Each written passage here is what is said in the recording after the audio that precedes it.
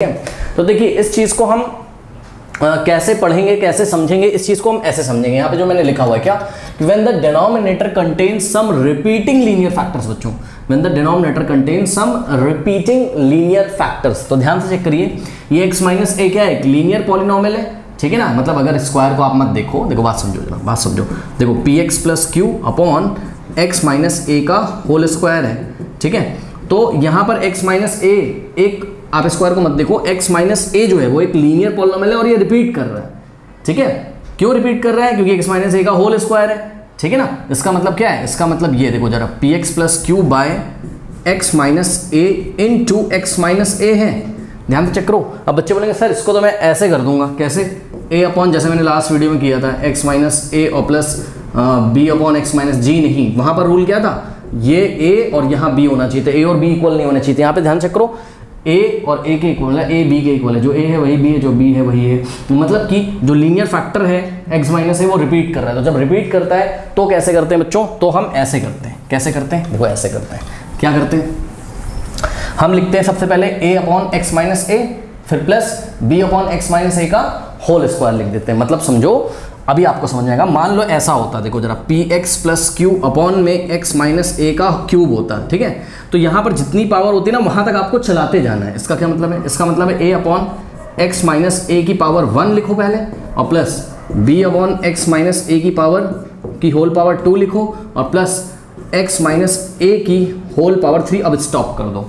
जितनी यहाँ पर दी हुई ना पावर, यहाँ पे x minus a linear polynomial वो रिपीट कर रहा है, तो x माइनस ए लिखो पहले, फिर x माइनस ए का whole square, x minus a की पावर 1 का मतलब x माइनस ए ही होता है, x माइनस ए, फिर b के नीचे x माइनस ए का होल स्क्वायर प्लस c के नीचे x माइनस ए का होल क्यूब। बात समझ में आई कि नहीं, ठीक है। इसी तरीके से मान लो आपको ऐसा दिया होता px, वैसे तो ऐसे क्वेश्चन आएंगे नहीं, इससे बड़ा क्वेश्चन नहीं आएगा, ठीक है। बस b तक ही चलता है। बोर्ड एग्जाम में मैंने कभी ऐसा नहीं देखा कि x माइनस ए का होल क्यूब टाइप का है। और फिर भी देखो मैं आपको करना बता रहा हूँ, x माइनस ए की पावर 4 हो अगर, तो इसको आप कैसे करोगे, a upon x minus a और plus b upon x minus a का स्क्वायर और plus c upon x minus a का क्यूब और plus d upon x minus a की होल पावर 4। अब स्टॉप कर देंगे, ठीक है। तो आशा करते हैं आपको समझ में आया होगा कि क्या मैं आपको बताना चाहता हूँ, ठीक है। अब देखिए यहाँ पे हम क्वेश्चन लेते हैं एनसीईआरटी का एग्जाम्पल नंबर 11 बच्चों, इसकी हेल्प से हम समझते हैं इसको, ठीक है। ओके चलो देखो बच्चों, ये एग्जाम्पल नंबर 11 में देखो, ऊपर आपको देखना नहीं होता है ज़्यादा, है ना। ऊपर आपको लीनियर मिले, ठीक है, लीनियर ही ऑब्वियसली अभी P x plus Q, but अभी देखिए वेरिएशन आते रहेंगे जब मैं आपको आगे क्वेश्चन कराऊंगा, तो ऊपर ज़्यादा आपको ध्यान नहीं देना न्यूमरेटर में, आपको डिनोमिनेटर में ध्यान देना है। तो देखो बच्चों, यहाँ पर डिनोमिनेटर में क्या है, पहले इस फंक्शन को मैं लिख लेता हूँ, ठीक है। ये जो फंक्शन है मेरा 3x minus 2 upon x plus 1 का स्क्वायर और इन टू एक्स प्लस 3, करेक्ट।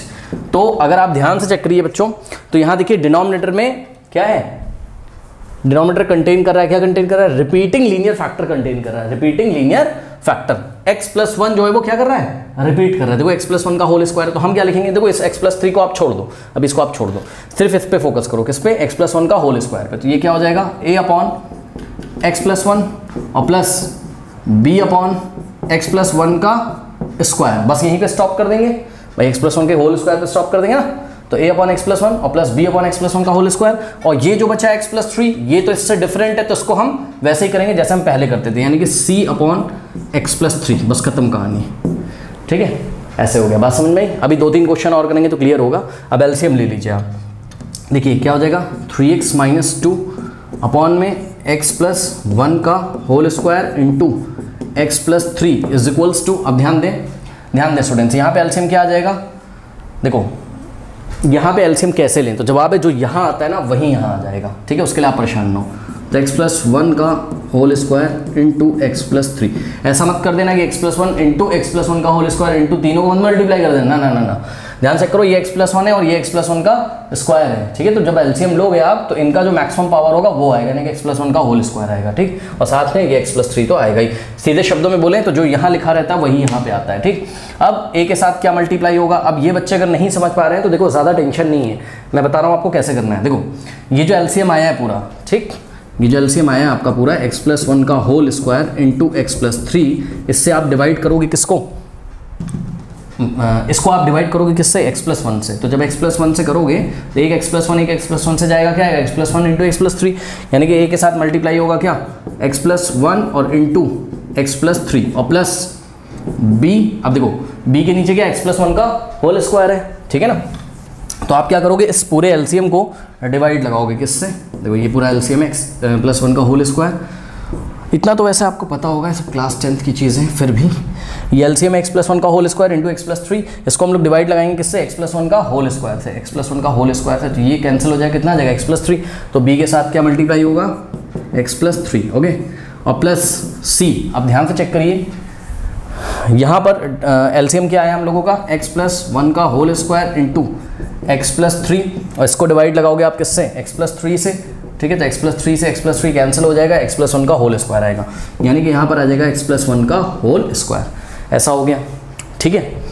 अब क्या करें, अब देखिए, अब तो आपको पता ही है ये पूरा इससे कैंसिल हो जाता है और आपके पास क्या आ जाता है, जैसे हमने लास्ट वीडियो में किया था, 3x - 2 = a into x+1 into x+3 और प्लस b इंटू x+3 और प्लस c इंटू x+1 का होल स्क्वायर, ठीक है। अब क्या करेंगे, x+1 को एक बार 0 रख दीजिए, ठीक है। तो जब आप x+1 को बच्चों 0 रखोगे तो x का वैल्यू आएगा -1, ठीक है। और इसको आपको इक्वेशन बना लीजिए, लेट अस से ये इक्वेशन नंबर 2 है और ये इक्वेशन नंबर जो आपकी बनी थी ये 1 है, x की वैल्यू -1 इन इक्वेशन नंबर 2 पुट करिए। आपकी बुक में कंपेयरिंग द कोफिशिएंट से किया हुआ है, ठीक है, वो लेंथी मेथड होता है तो उससे मैं नहीं कर रहा हूँ, ठीक है। यहाँ पर आप पुट कर दीजिए वैल्यू x की -1 करिए, तो 3 × -1 -3, x की वैल्यू -1 रखो, 3 × -1 -3 और -2 = यानी कि -5 हो जाएगा, -2 -3 -5 हो जाएगा इधर, = x की वैल्यू -1 रखोगे, -1 + 1 यहाँ 0 हो जाएगा, ये पूरे को 0 कर देगा, ये चला गया। और देखो x की वैल्यू -1 + 1 0, 0 का स्क्वायर 0, 0 × c 0, ये भी गया, तो ये वाला बस बचेगा, यानी कि b in the bracket what, x की वैल्यू -1 रखो, तो -1 और +3, -1 और +3, -1 और +3, यानी कि 3 - 1 2 होता है, यानी कि 2 × b बच जाएगा यहाँ पर, ठीक है। तो यहाँ पर हो गया 2 × b। अब डिवाइडिंग बाय 2 बोथ साइड, तो 2 से राइट में 2 से लेफ्ट में डिवाइड लगाया, तो b की वैल्यू कितनी आ गई, -5/2, ओके। नोट कर लेते कहीं पे, b आ गया बच्चों आपका कितना, b आ गया है -5/2, करेक्ट। चलो, तो ये b आ गया हम लोगों का। अब क्या करें, अब देखिए, अब आप एक काम करिए, क्या x+3 को 0 रखो, ठीक है। तो x+3 को अगर आप 0 रखोगे तो x की वैल्यू -3 आ जाएगी, x की वैल्यू -3 इस इक्वेशन में पुट करिए, करते हैं, तो 3 × -3 -9, फिर -2 = अब ध्यान दो, जब आप x की वैल्यू कितनी रखोगे, -3, तो -3 + 3 ये पोर्शन 0 हो जाएगा और ये भी 0 हो जाएगा। x की वैल्यू -3 रखो, -3 + 3 0, तो ये भी खत्म, ये भी खत्म, और यहाँ पर रखोगे तो क्या आ जाएगा, c in the bracket, x की वैल्यू कितनी रखनी है, -3, तो -3 और +1, यानी कि -3 और +1 का होल स्क्वायर, ठीक है। ये हो जाएगा कितना, -11 = -3 + 1 -2 और -2 का स्क्वायर +4 होता है, -2 × -2 +4, यानी कि 4 × c dividing by 4 both side, ठीक है। 4 से 4 गया, c का वैल्यू -11/4 आ गया, ठीक है। तो c आ गया कितना, -11/4। तो a मिल गया आपको, b मिल गया आपको, ठीक है। अब आपको क्या निकालना है, c निकालना है, ठीक है स्टूडेंट्स। तो c निकालने के लिए आपको क्या करना होगा, a मिल गया, b मिल गया, c मिल गया, a निकालना है आपको, ठीक है। तो अब देखिए स्टूडेंट्स, a की वैल्यू निकालने में प्रॉब्लम हो रही है। क्यों प्रॉब्लम हो रही है, बिकॉज अगर हम देखिए x की वैल्यू -1 रखें तब भी a खत्म हो जा रहा है, और अगर हम x की वैल्यू -3 रखें तब भी a वाला पोर्शन 0 हो जा रहा है, ठीक है। तो a तो मिल नहीं पा रहा है, तो इसके लिए क्या करें, इसके लिए आपको या तो x² के कोफिशिएंट कंपेयर करने होंगे या तो x के, ठीक है। तो वो काम करना ही अब पड़ेगा, बट b और c तो आ ही चुके हैं, तो ध्यान से चेक करिए। देखिए 3x - 2 है, अब इधर x² का कोई टर्म नहीं, तो हमने लिखा 0 × x² और प्लस 3x और -2, ओके, = अब इसको मल्टीप्लाई कर लो अंदर, तो x × x, x², x × 3 3x, okay, और 1 × x हो जाएगा, 1 × 3 3 हो जाएगा, ठीक। अब यहाँ पर b × x bx, अभी ऐसे रहने देते हैं, चलो, b in the bracket x + 3 और प्लस यहाँ पर इसको आप एक्सपैंड कर लो, तो c इन द ब्रैकेट, देखो a + b का whole square, a² + 2ab, 2 × a × b, यानी कि 2x × 1 2x और प्लस b², यानी कि 1 का स्क्वायर 1 हो जाएगा, ठीक है। चलो बहुत बढ़िया। अब देखो ये 3x + x कितना हो जाएगा, यहाँ पर 4x हो जाएगा, तो यहाँ हो गया आपके पास 4x और ये प्लस में 3, करेक्ट। इसको हमने मल्टीप्लाई किया तो ये क्वाड्रेटिक पॉलिनोमियल एक हमारे पास बन गया, ठीक है। देखो इधर भी क्वाड्रेटिक है, इधर लीनियर है और इधर भी क्वाड्रेटिक है। तो अब हम एक काम करते हैं, देखो b और c तो हमको बच्चों पता ही चल गया है, ठीक है। तो हम एक काम करते हैं, या तो आप x स्क्वायर का कोफिशिएंट बोथ साइड कंपेयर कर दो, या तो आप x का कोफिशिएंट कंपेयर कर दो, या तो आप कांस्टेंट टर्म कंपेयर कर दो, कुछ भी, ठीक है। बात समझो। तो मैं क्या कर रहा हूँ, कुछ भी कर दो आप। देखो मैंने क्या लिखा, मैंने लिखा comparing coefficients of x square both side, ठीक है। तो देखो लेफ्ट हैंड साइड में एक्स स्क्वायर कोफिशिएंट कितना है, 0, ठीक है। अब राइट हैंड साइड में एक्स स्क्वायर का कोफिशिएंट कितना है, तो देखो वो कैसे आप पहचानोगे, आप एक्स स्क्वायर वाले टर्म ढूंढना शुरू करो। देखो a इंटू एक्स स्क्वायर एक तो यहाँ से आएगा, ठीक, ये आ गया एक्स स्क्वायर। उसके बाद अब एक्स स्क्वायर का कोई टर्म नहीं मिलेगा, because a into 4x 4ax और a इंटू 3 3a। अब देखो b इंटू एक्स bx और 3 इंटू a 3b, ठीक है। कोई एक्स स्क्वायर वाला टर्म नहीं मिलेगा, लेकिन यहाँ से मिलेगा आपको, ध्यान चेक करिए। c into x square cx square, वो भी कैसा, पॉजिटिव, यानी कि प्लस का cx स्क्वायर, ठीक है। अब यहाँ से आप एक्स स्क्वायर कॉमन ले सकते हो, बाकी तो एक्स स्क्वायर वाला टर्म कहीं नहीं मिलेगा ना, तो यहाँ से एक्स स्क्वायर कॉमन ले लोगे तो क्या आ जाएगा, a plus C into x square, okay. तो एक्स स्क्वायर का कोफिशिएंट कितना आ जाएगा, a प्लस सी। तो इसका मतलब ध्यान चेक करो फिर से, left hand side x square coefficient कितना है, 0, और right hand side x square coefficient क्या हो जाएगा, a प्लस सी। तो हमने 0 को किसके इक्वल रख दिया, a plus c, comparing the coefficient of x square both side, ठीक है। तो 0 is equals to a plus c, या आप बोल सकते हो क्या, a plus C is equals to 0, okay.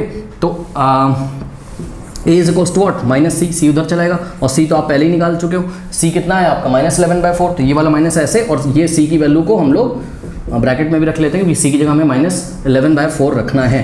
तो माइनस माइनस क्या हो जाएगा, प्लस हो जाएगा, यानी कि 11/4। तो a की वैल्यू क्या आ गई, 11/4 आ गई। a की वैल्यू कितनी आ गई, 11/4 आ गई, ठीक है। तो जो पुराना मेथड हमने किया था उससे कभी कभी आपको तीनों अननोन जो वैल्यूज होंगी वो नहीं मिल पाएगा, कोई बात नहीं, तब आप कंपेयरिंग द कोफिशिएंट कर लिया करिए, ठीक है। अब देखिए a आ गया, b आ गया, c आ गया, लेकिन अभी भी बच्चों को डाउट है, कह रहे हैं सर आप ना कंपेयरिंग द कोफिशिएंट से ही करके दिखाइए। और मैं आपको कंपेयरिंग द कोफिशिएंट से ही करके दिखाता हूँ। तो उसके लिए हमें क्या करना होता है बच्चों, उसके लिए आप ध्यान से करिए, इस ब्रैकेट को खोल दो, तो क्या हो जाएगा, यहाँ से देखो ax स्क्वायर और प्लस 4 इंटू a 4ax और plus 3 into a 3a, okay, और plus b into x bx और प्लस 3 इंटू b 3b और plus c into x square cx square और प्लस 2 इंटू cx 2cx और plus 1 into c। क्योंकि देखो जो आपको पुराने मेथड बताए थे वो कहीं ना कहीं उसमें चलते थे, किसमें, जब डिफरेंट लीनियर पॉलिनोमियल यहाँ पे होते थे, ठीक है। बट अब आपको लीनियर फैक्टर्स अगर रिपीट कर रहे हैं तो आपको कंपेयरिंग द कोफिशिएंट वाला मेथड लगाना ही पड़ेगा। मतलब जैसे b और c निकल के आ गए बट a नहीं निकल पा रहा था, तो एक के लिए तो लगाना पड़ेगा, बट मैं आपको पूरे में लगा के दिखा रहा हूँ। अब क्या करो आप, जैसे लेफ्ट हैंड साइड ये क्वाड्रेटिक पॉलिनोमियल लिखा हुआ है, ऐसे काम करिए, जो राइट हैंड साइड है इसमें आप इसको थोड़ा सा स्टैंडर्ड फॉर्म में लिख लीजिए। देखिए लेफ्ट हैंड साइड में क्या है, पहले एक्स स्क्वायर का टर्म है, फिर एक्स का, फिर कॉन्स्टेंट टर्म है, ठीक है, यानी कि 0 इंटू एक्स स्क्वायर है और प्लस 3x स्क्वायर है और माइनस क्या है, -2 है, ठीक है, is equals to, right hand side भी आप ऐसा करो, एक्स स्क्वायर का टर्म देखो ax स्क्वायर है और फिर आपके पास यहाँ cx स्क्वायर है, तो साथ साथ लिख लेते हैं, क्या हो जाएगा, ax स्क्वायर और प्लस cx स्क्वायर, ठीक है। और उसके बाद क्या आपके पास x का टर्म कहाँ पे, देखिए 4ax, उसके बाद bx और उसके बाद 2cx, ठीक है, इनको साथ साथ लिख लीजिए साइन के साथ, यहाँ पे जगह नहीं है, देखो ये हो गया 4ax। देखो मैं एक काम करता हूँ, मैं ना थोड़ा सा यहाँ पे नीचे लिख लेता हूँ, ओके, इज इक्वल्स टू में जगह नहीं है ना, क्या था पहले एक्स स्क्वायर था और साथ में क्या था, साथ में था आपके पास cx स्क्वायर, करेक्ट, और प्लस 4ax, अब x वाले टर्म्स ना, तो 4ax और प्लस bx और plus 2cx, okay, plus 2cx और प्लस, अब देखिए कांस्टेंट टर्म्स, यहाँ पे -2 है ना कांस्टेंट टर्म। अब कांस्टेंट टर्म कौन कौन से हैं, ध्यान से करिए, 3a है, 3b है और c, correct, 3a plus 3b plus c, तो 3a और प्लस 3b और प्लस 3c, करेक्ट।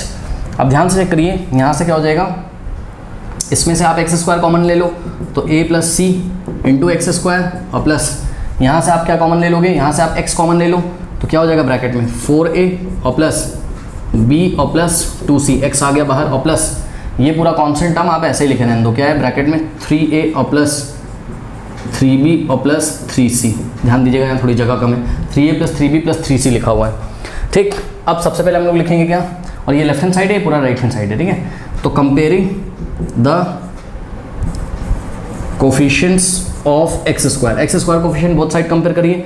तो ध्यान से करिए, ये 3x है, नॉट 3x स्क्वायर। अब देखिए एक्स स्क्वायर कोफिशिएंट क्या है इधर 0, और राइट हैंड साइड में एक्स स्क्वायर कोफिशिएंट क्या है a प्लस सी। तो a plus C is equal to what 0।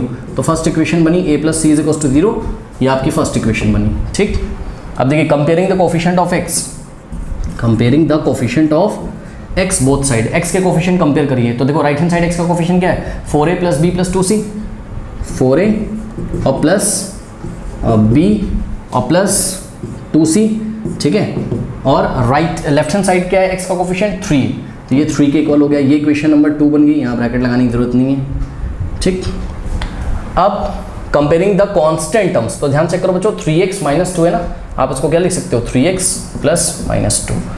ठीक, तो left hand side constant term क्या है ये -2, और right hand side constant term क्या है 3a plus 3b plus 3c। अब बोलेंगे बच्चे सर प्लस -2 क्यों लिख दिया, मैं आपको ये दिखाना चाहता हूँ इस ब्रैकेट के आगे प्लस है और इस ब्रैकेट के आगे भी क्या है यहाँ पर प्लस है, तो ये पूरा ब्रैकेट जो है वो इसके इक्वल हो जाएगा, यानी कि constant term 3a plus 3b plus 3c।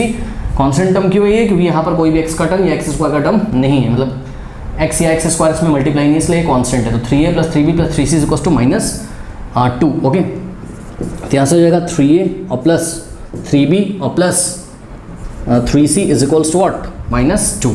ये बन गई आपकी इक्वेशन नंबर 3। अब देखिए आपके पास 3 अननोन्स हैं a b c और 3 इक्वेशंस हैं, आप फाइंड कर सकते हो। मैंने आपको कल भी बताया था क्या, सबसे पहले आप इन 3 इक्वेशंस में से किसी एक को एलिमिनेट करो, ठीक है। और एक को जब एलिमिनेट करोगे, या तो a को एलिमिनेट करो या तो b को या तो c को, ठीक है। अगर आप a को एलिमिनेट करोगे तो b और c में 2 इक्वेशंस बनेंगी, अगर आप b को एलिमिनेट करोगे तो a और c में 2 इक्वेशंस बनेंगी, और अगर आप c को एलिमिनेट करोगे तो a और b में 2 इक्वेशंस बनेंगी। यहाँ पर आराम से a को एलिमिनेट करना बहुत ईजी है। कैसे, देखिए इक्वेशन 1 से a is equal to what -c, और ले जाके इक्वेशन 2 में भी पुट करो, 3 में पुट करो। सबसे पहले a की वैल्यू -c हम इक्वेशन नंबर 2 में पुट कर रहे हैं, तो क्या हो जाएगा, देखो ध्यान से करो 4 इंटू a, इक्वेशन 2 क्या है 4 इंटू a की जगह -c रखो और प्लस 4a की जगह -c plus b plus 2c। Okay, तो प्लस b और plus 2c is equals to में क्या है, इज इक्वल्स टू में 3, तो 4 इंटू -c -4c और प्लस b और plus 2c is equals to 3। अब ध्यान दें, देखिए -4c प्लस 2c -2c हो जाएगा, यानी कि b और -2c इज इक्वल्स टू 3। ये बन गई लेट अस से इक्वेशन नंबर 4। तो आपने देखा b और c में एक इक्वेशन बन गई। अब ठीक इसी तरीके से a की वैल्यू -c उठा के इक्वेशन नंबर 3 में रखिए, तो a की जगह -c रखिए, तो 3 इंटू -c यानी कि 3 इंटू -c और प्लस 3b प्लस 3c, तो 3b और plus 3c is equals to -2। Okay, तो ये हो जाएगा 3 इंटू -c -3c और प्लस 3 इंटू b और plus 3c is equals to, ओहो यहाँ पे देखिए गलती हो गई मेरे से। गलती क्या हो गई, गलती ये हो गई स्टूडेंट्स, ध्यान से चेक करिए, गलती ये हो गई जो कांस्टेंट टर्म था, देखिए वो था 3a plus 3b plus c था, 3c नहीं था, 3a plus 3b plus c था, तो 3a plus 3b plus c, तो यहाँ पर भी क्या होना चाहिए 3a plus 3b plus c, ठीक है। तो इक्वेशन 3 में जब आप a की जगह -c रखोगे तो क्या हो जाएगा 3 इंटू -c और प्लस 3 इंटू b और प्लस c, तो ये 3c नहीं होना चाहिए, ये c होना चाहिए, ठीक है। ऐसा हो गया। ओके, ये हो गया -2। अब ध्यान से चेक करिए, यहाँ से क्या हो जाएगा आपके पास, यहाँ से हो जाएगा आपके पास देखिए -3c और प्लस c, -2c हो जाएगा, माइनस प्लस माइनस -2c, तो हो जाएगा 3b और -2c इज इक्वल्स टू -2। ये फिफ्थ बन गई। अब आप फोर्थ और फिफ्थ को सॉल्व नहीं कर सकते हो एलिमिनेशन मेथड से, बताइए, आराम से कर सकते हो, ठीक है।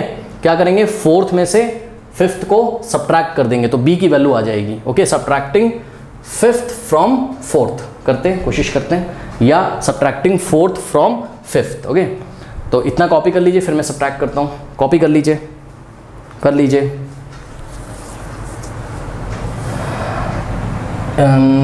इसको हटा देते हैं ना,